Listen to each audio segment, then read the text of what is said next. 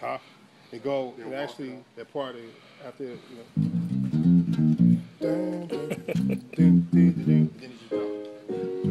Yeah. I mean, then start to walk it. And that key.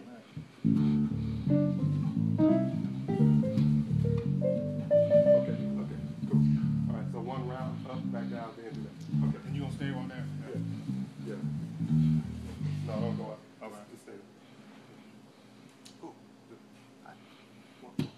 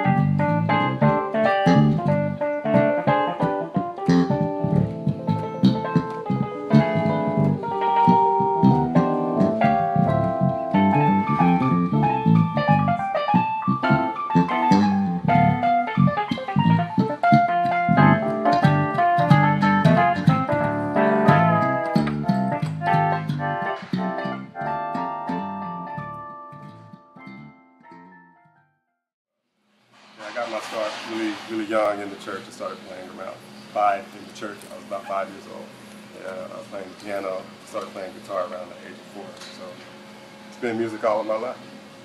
And so you said started playing in the church, then would you be doing kind of like the gospel rock kind of thing? Yeah, playing gospel in the church. I played the same 2 songs every Sunday and just started to add more and more songs to my repertoire. So when did you make the switch into jazz? Well, it's kind of just when really you can't play gospel music without knowing a little bit about jazz. You're already playing it, you just don't realize you're playing it.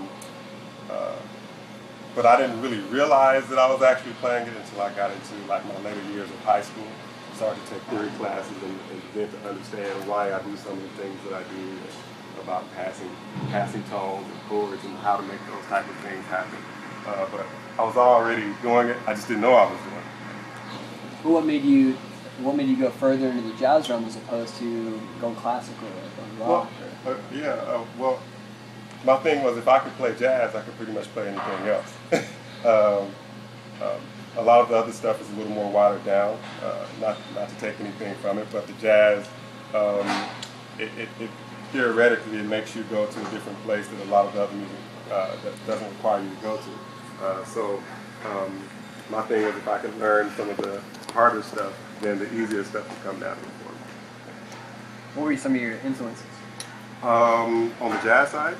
Of course, Miles, Coltrane, Reggie Lewis, Thelonious Monk,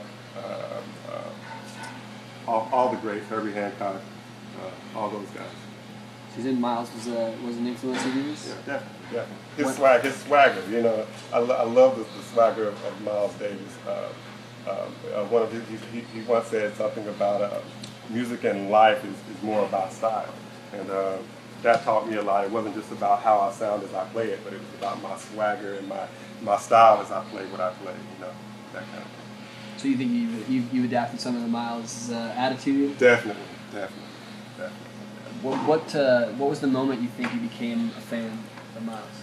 I was in college. I was working at a music store, and there was a guy there playing the upright bass, and he was playing "So What," and I didn't know that was a Miles Davis tune at first, and I was like, what's that you're playing? What's that you're playing? And he kind of put me up on it, and I started playing it, and later on I started to look up some more of Miles Davis's music, and I just became a big fan, you know, All Blues and So What, all of those tunes, and watching him and Coltrane on stage together, it was like, you know, how could you not like Miles Davis? What was it about it, though, that really inspired you? What was it that really brought it out?